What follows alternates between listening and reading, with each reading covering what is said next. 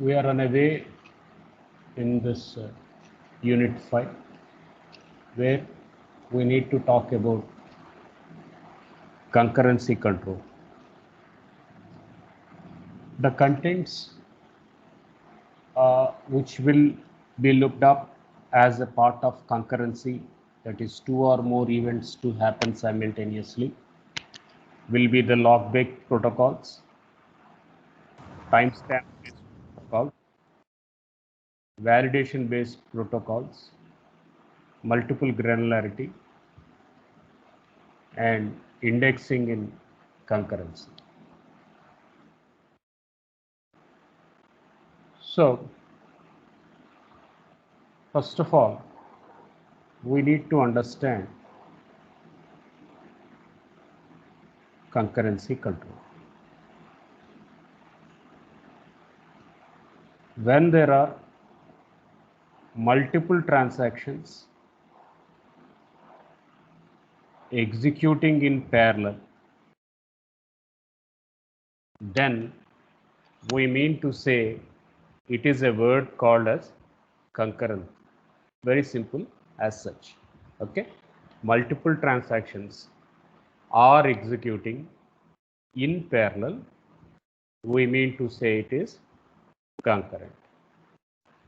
Okay, so in your mobile phone you will open WhatsApp, that is one thread.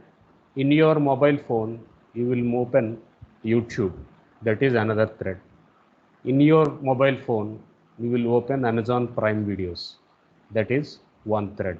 In your mobile phone you will use caller ID, messaging, etc.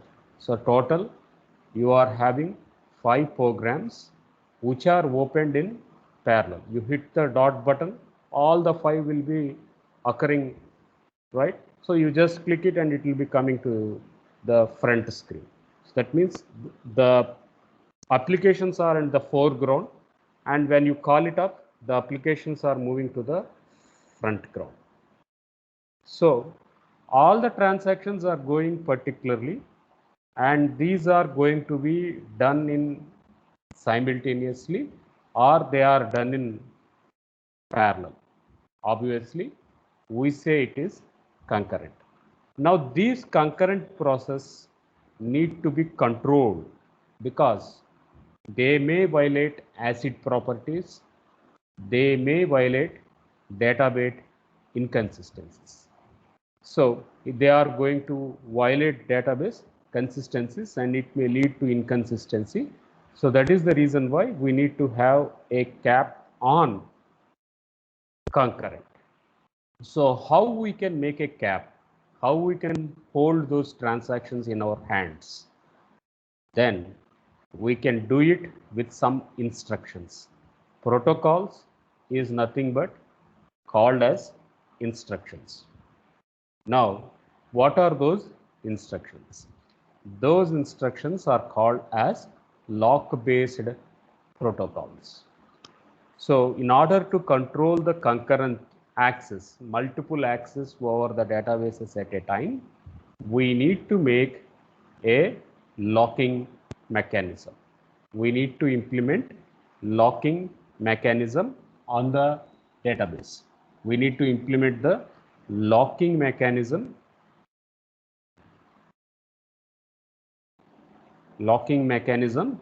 in the database. So how we can make a locking mechanism? One, we are going to call it as exclusive lock. Another, we are going to call it as read lock. One type of lock, we are going to call it as exclusive lock, and another lock we are going to call it as read lock. The other name for read lock, we are going to call it as shared lock. The other name for exclusive lock, we are going to call it as read write lock.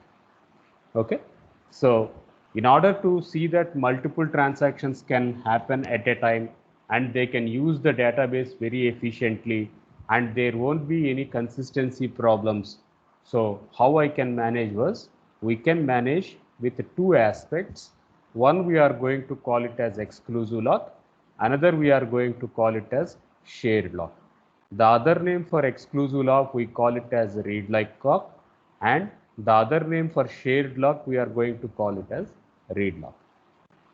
So transaction T1, transaction T2, and both wants read lock. Both wants read operation, which can be permitted, because they don't modify the data in database. Why we are permitting both read operations on transaction 1 and transaction 2? Because either you or me, we are not overwriting the database. What is inside the database? Only that operation we are able to read. So that's why permission was granted to it. So we call that item as shared lock mechanism. We call that item as shared lock mechanism. So now assume T1 is there and T2 was also there. Now T1 wants write operation. So what happens was T1 will allow exclusive lock. So if it is in exclusive lock, it will not allow until write is completed. It will not allow T2 until write is completed. Okay.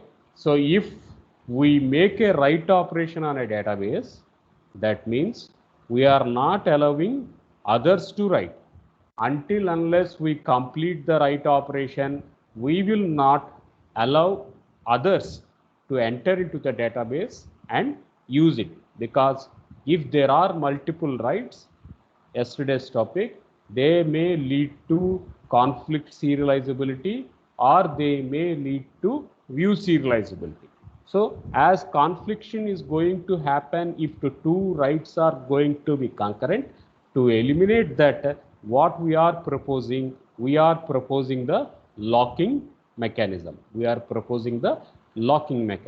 So in locking mechanism, if we are going to have an exclusive lock at a time, only one process will have an exclusive lock, and once it is releasing it, then the others will have the option to access it.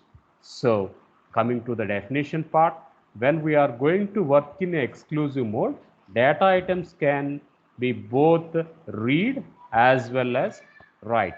Data items can be both read or data items can be both read.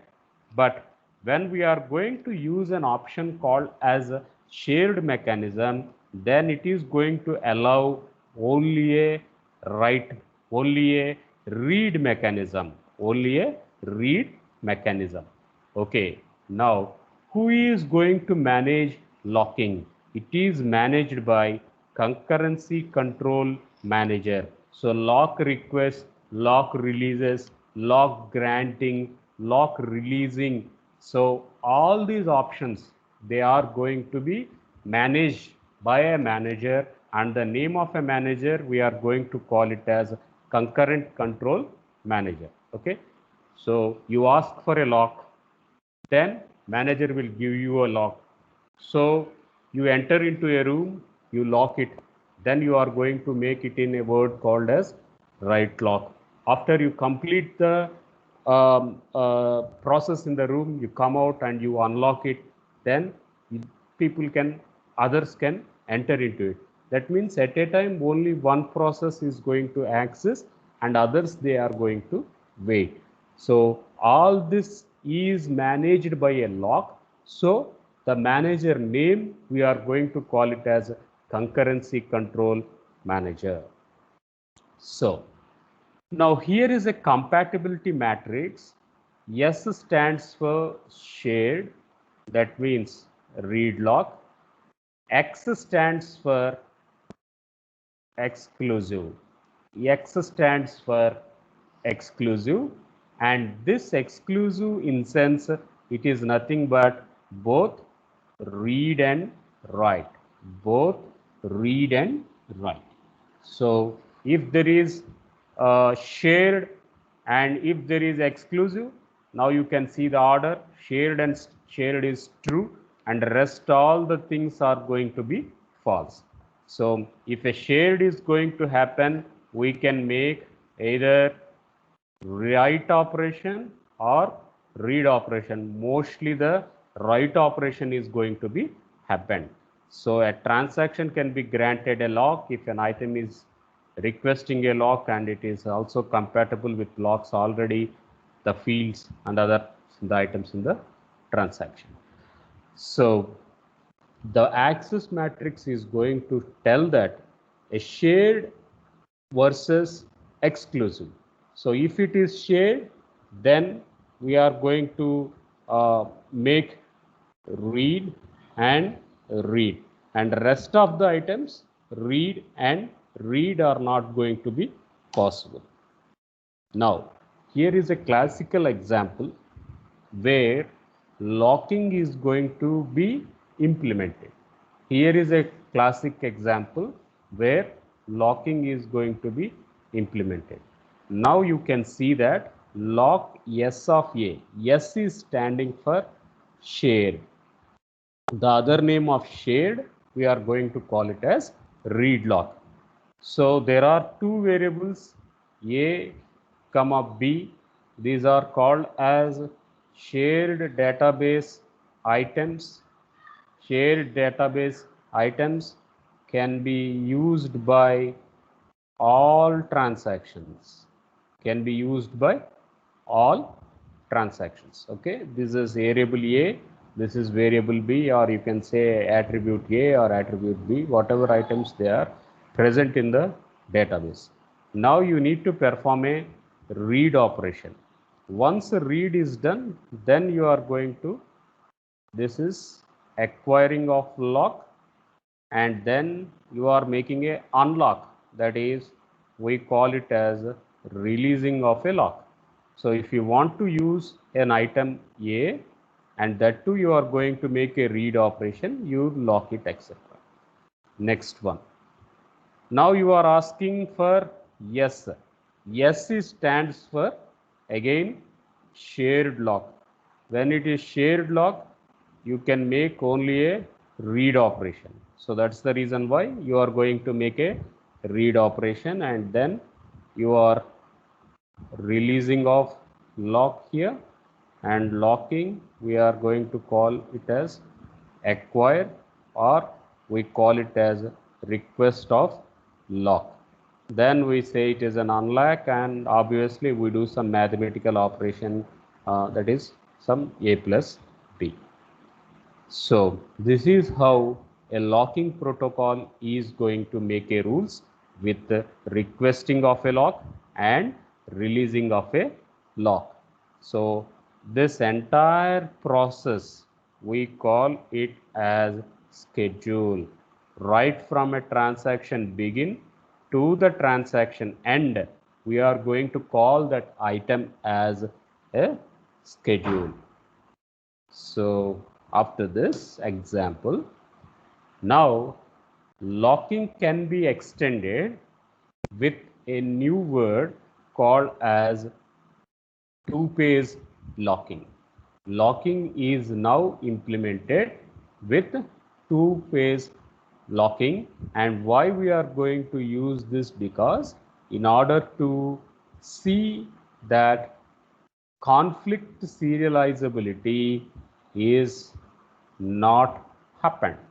So now we will see that in two-phase locking, in two-phase locking, we have phase 1 and phase 2. We have phase 1 and phase 2. In phase 1, we start acquiring of lock. In phase 2, we start releasing of lock. Okay, this is the first way two-phase locking is going to be implemented. In phase 1, we will acquire the lock or we will request for the lock. So I want A, it is a data item in the database, and there is an item called as B. This is also a data item in the database. Now these two I am going to make a exclusive lock. I am going to make a exclusive lock. So that means when it is an exclusive lock, we can make write operation or we can make a read operation, both. We can make both a read operation or we can make a write operation. So that is the reason why we are going to call it as an exclusive lock. When it is shared lock, then we say only a read. When it is a shared operation, then we are going to make only a read operation. But when we are going to call it as an exclusive lock, we can make both write operation and we can make both read operation. So this was the most advantage why we are going with two-phase locking. Now in phase 2, what we are going to do? We are going to release the lock. That is, we are unlocking. So what we are going to unlock? So we acquired the lock. So we acquired the lock on A. So now release the lock from A comma B. So in one phase, we are going to acquire the lock, and in another phase, this is phase 1, and in phase 2 we are going to phase 2 we are going to release the lock. So this was the difference here.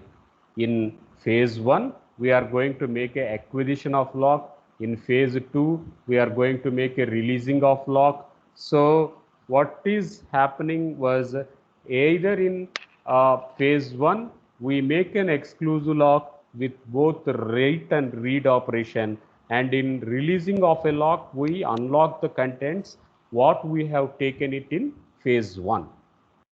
Now phase 1 we are going to call it as growing phase. Phase 1 we are going to call it as growing phase. Phase 2 we are going to call it as shrinking phase.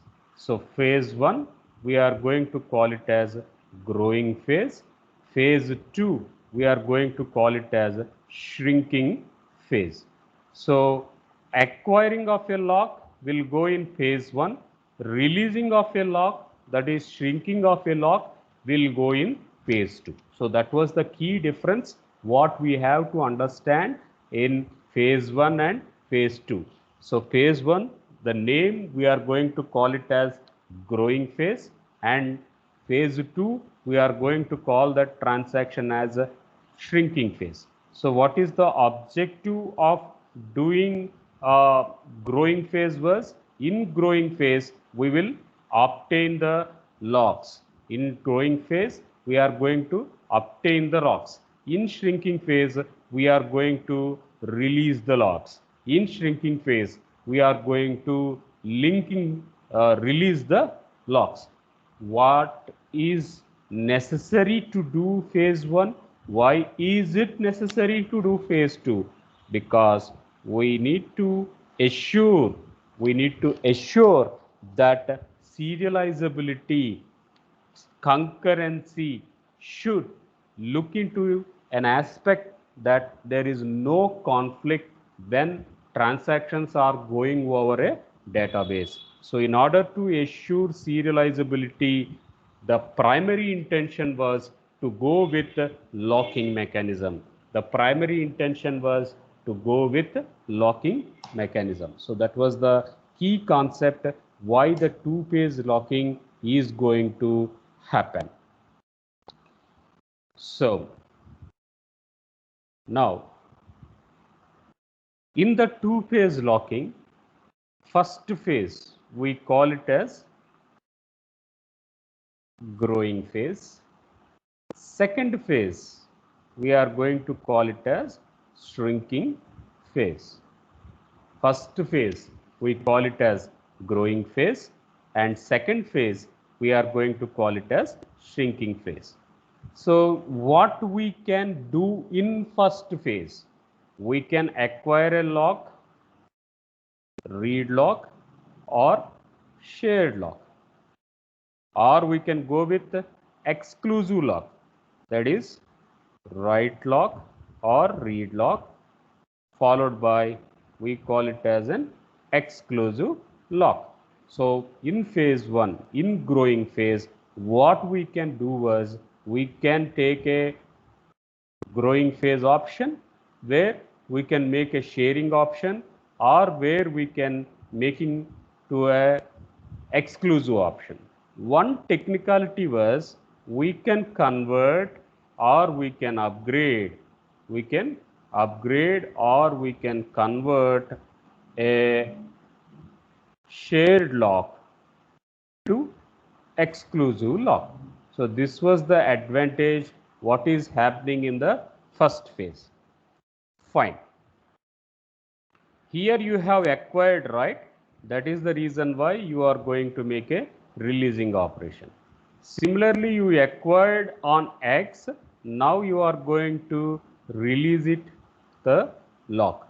So in first phase, we will acquire the locks. In second phase, we will release the locks. Why we are going to do was we are going to assure serializability, that is with locking mechanism. Once locking is going to happen, there is no other process can at a time and bombard for the same attribute. So now if T1 is going to have a exclusive lock, if T1 is going to have an exclusive lock on A, T2 must wait. T2 must wait. Why? Because T1 is doing a write operation. So until it releases, the lock, T2 cannot enter the database and use the A data item.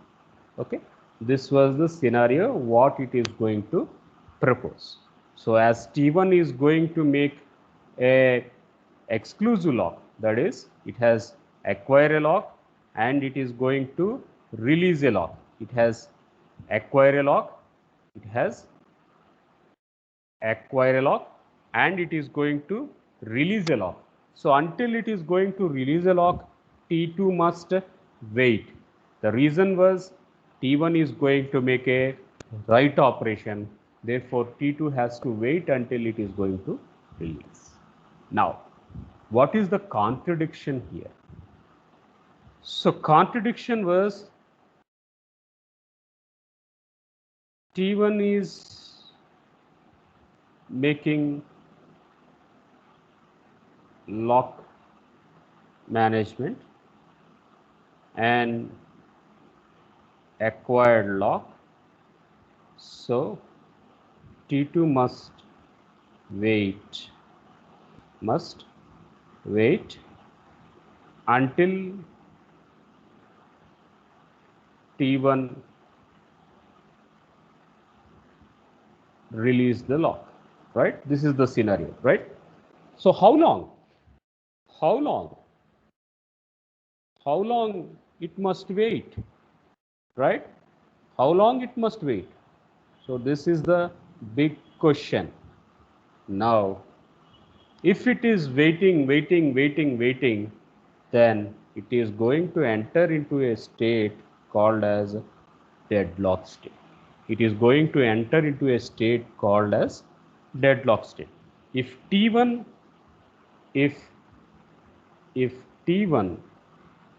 does not release lock for a stipulated period of time, then T2 will enter into deadlock. Then T2 will enter into a deadlock, no doubt about it. So there is some amount of time. In that some amount of time, if T1 does not release the shared item, then T2 will enter into a concept called as deadlock. T2 will enter into a concept called as deadlock. So I am moving on a bridge and you are also coming in the opposite direction. Now I will not give you a way to you and you will not give me the way to me.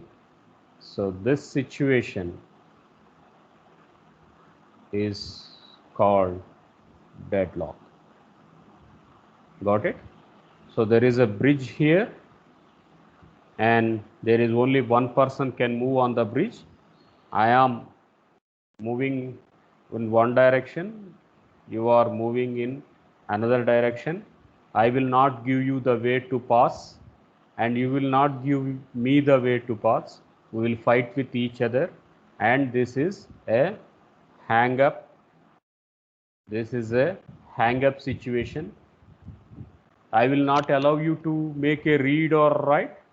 That means transaction will not allow transaction 2 to make read or write. Then this situation we call it as deadlock, right? So if you want to cross the bridge, I have to give you the way. I am not giving you the way.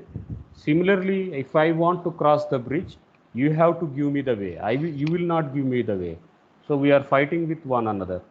We are fighting with one another. I am not giving the way, you are not giving the way. My job is totally struck. My work is totally struck. I am fighting with you. Similarly, you also, you have a lot of work to do, but you are not doing your work. You are fighting with me. So obviously, what is the situation? Your job is totally blocked. My job is totally blocked. We are fighting for each other. See that who will give the way. I am not giving you the way, you are not giving the way. So obviously it leads to a word called as a deadlock. It leads to a word called as deadlock and deadlock will lead to a word called as starvation. Deadlock will move to a state called as a starvation. Starvation is that you need food, I am not giving you the food, I will make you hungry for longer time. Then what is the word, English word? That is nothing but starvation, right? So a deadlock, it is going to create a situation for the process in the database word called as a starvation because T1 wants something, T1 is doing some read or write operation in the database and T2 came there and T2 is waiting until T1 comes out, but T1 is not giving a way to the T2. So T2 is waiting, waiting, waiting. It is hungry, hungry, hungry and it is waiting until T1 comes out, but T1 is not coming out from that room. T1 is literally doing the write and read operation in the database. It is not allowing T2 to come inside. So then it is a situation called as deadlock and deadlock will move the process to a state called as a starvation state here. Now here is an example what we are going to see here. So there is a lock which is called as an exclusive lock, which is called as an exclusive lock that we can make both write and read operation on B, and you make a read operation, then you subtracted something, then you have made it a write operation. Similarly, this is transaction 3 and this is transaction 4. Whatever names you want, we can give it. Next comes, there is a shared lock. Shared lock is nothing but this is shared lock. We can make only read operation only because you made a shared operation. But here you made an X, that is why we call it as an exclusive lock. Now you made a read operation. That is also no ambiguity. But what is this ambiguity? That is, S is going to be called it as a shared lock of B, but B is used by T3 and it is not released, and it is not released, right? You have already made a lock operation, you didn't unlock the operation, but meanwhile somebody wants to make a lock operation. So this situation, it is pointing out to a word called as a deadlock. So T3 is using B, that too in a shared operation. It didn't release the attribute, or it doesn't release the database item called as B because it is in exclusive mode. But meanwhile, T4 is asking for B, but B is already used or already in use by the T3 and it didn't unlock the item. Therefore, this situation we are going to call as a deadlock situation. So deadlock situation, it is going to give you, or it is going to occur, a word called as a starvation. It is a word which is going to called as a starvation. So now we have a drawback here. The drawback in two-phase locking, it doesn't ensure freedom from deadlocks. That is, if a deadlock is going to come into situation, two-phase locking is not going to address the deadlock situation. So that was the key item, what it is going to happen. So in order to see such items, now there is a problem which we are going to call as strict two-phase locking. There is a word now introduced called as strict two-phase locking. So how can I make a strict two-phase locking? Was you make a undo operation. You make a undo operation. How can I make an undo operation? You go with an operation called as rollback. So once I am going to make a rollback, that is move to the previous state. Move to the previous state. That means in this situation, in this situation, uh, T4 is now asking for B, right? T4 is asking for B. Now what I can do is I can make a rollback operation. That is, don't ask B. Don't ask for B because B is used by T3, because B is used by T3 and T3 is doing shared operation. That too, it is making a exclusive operation. It is doing a write operation. So wait until T3 happens. But already state is entered. So what I can do? The only solution is you go with a word called as a rollback operation. What is rollback? You move to the previous state, then one state previous. How can I go to one state previous? That is, I am going to make a word called as a undo operation.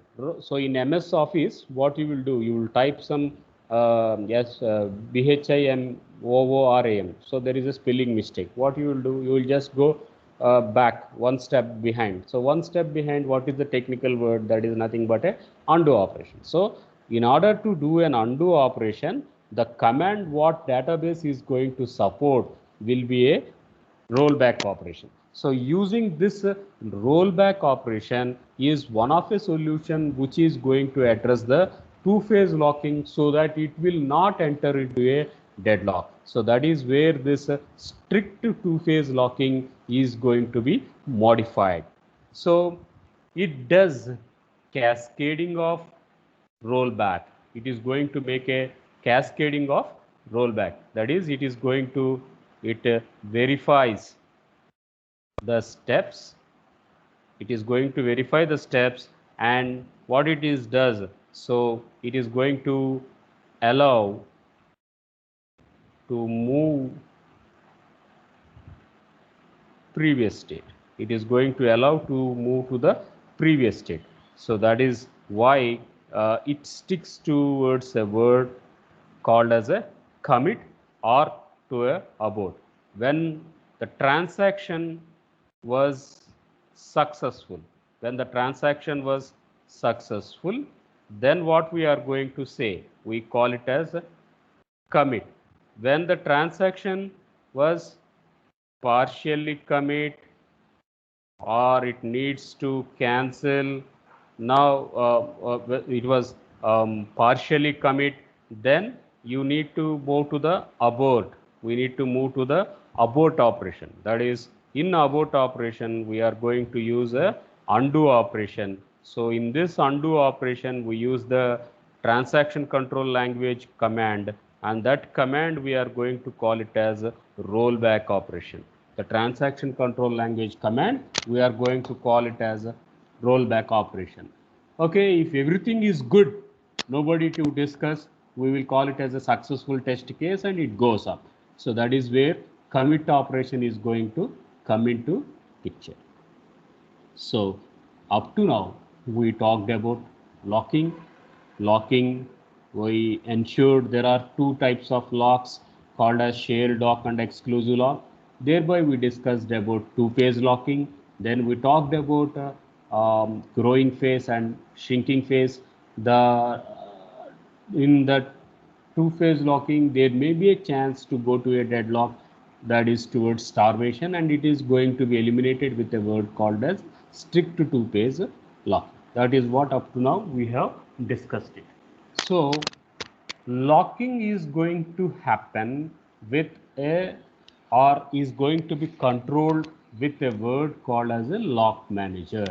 So there is a lock managing component in the database, and it is going to control the lock, whether to give a lock, whether to unlock it. That is requesting of a lock, or we are going to call it as releasing of a lock.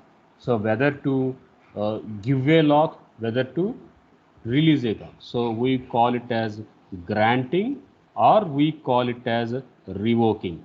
So we have privileges. The privileges, it is granting privilege, or we are going to call it as a revoking privilege. So either to give a grant or either to revoke a privilege. Revoke is nothing but taking back. Nothing but taking back. I give you 100 rupees. I thought you are misusing 100 rupees. Now I will take back the 100 rupees from you. So for all that, one English technical word, it is nothing but called as revoking the rights. So database is going to give you some option, and if you are using it correctly, it is granting you that option. If you are using that correctly, yeah, it will allow. If it finds that you are misusing that option, then what it takes, what rights you have given, that rights it is taking back. So for all these technical word in English, they are going to call a word called as a revoking. So some set of privileges. What are the some set of privileges? Some set of privileges will be either a read, or some set of privileges will be a write on a database. So those it is going to see that it allots to a process, or it is going to recapture from the process. So how it is going to done? It is going to be done with a locking table. So whatever locks are granted, all the list is maintained, and whoever are going to be pending, then that list is also going to be maintained, right? So I have 10 students and 5 students were given locks to use the database. I know that still 5 students are in a queue. So those student names we are going to call it as pending request. To whom the locks are given, those students we are going to say they are granted, or they are going to give a permission to access the database with a exclusive lock. So in this way, a lock manager knows to which data item there was a lock, to which data item lock was granted, to which data item that the lock was waiting, and whether there was a unlock operation on a request or not. So all these items, it is going to be maintained by a lock table, and lock table it is going to maintain a queue. Queue is nothing but first in first out principle. So it is going to work with a first in, first out principle. So, so lock table, it is going to give up a word called with a queue management, and it holds whichever are going to be the request to it and which has to be released, which has to be aborted, or which needs to be partially committed, which need to be committed. Everything is going to be maintained by the lock manager. So in today's class, a quick recap. What we done was, we started out with concurrency control, that is two or more things need to be executed in parallel simultaneous. We call it as concurrency control. To do that, we are using locking only read operation, it is called as shared. Only both read and write, we call it as exclusive. Then we talked that once a lock is going to happen, another process needs to be waited. So that is requesting of a lock and releasing of a lock. So locking can be implemented with, so that there won't be any conflict between process 1 and process 2, or transaction 1 or transaction 2. That can happen in two phases. One we call it as growing phase, another we call it as shrinking phase. In growing phase, we see that locks are going to be acquired, and in shrinking phase, locks are going to be released. So we talked on this issue. So the drawback was, in the growing phase, it is going to acquire a lock and it is putting with it, and then a long time other processes are waiting when it is going to release. So that situation, it is going to call it as a deadlock situation, and deadlock situation, it is going to create a scenario called as a starvation. Okay, so how can I come back from starvation? I can come back from the starvation using a concept of strict two-phase locking. What is strict two-phase locking? In strict two-phase locking, instead of waiting, bounded waiting with a deadlock, why don't you use a command called as a rollback? Why don't we use a state called as an undo, so that we will come back to the previous state? So moving to the previous state, it is taken up with a transaction control language called as a rollback, and that was the solution which was proposed as to address the scenario. Okay, we talked about shared lock, we talked about exclusive lock, we need a release lock, we need request lock. So who is going to manage all these items? They are going to be managed by an item called as a lock manager. So the lock manager, he sees that whether there is locks granted, whether there is locks permitted to be permitted, whether they need to be are in a waiting state, whether they need to be committed, whether they need to be uncommitted, whether they need to be unlocked. So all this management, how the waiting are there, are they one after the other, that is in a queue management. So all this is going to be maintained by the lock manager, and lock manager, he is going to make a concept called as lock table and understands the locking procedure. So that is all the topics for today we have taken up. So we will end up the presentation. We have 56 students today turn.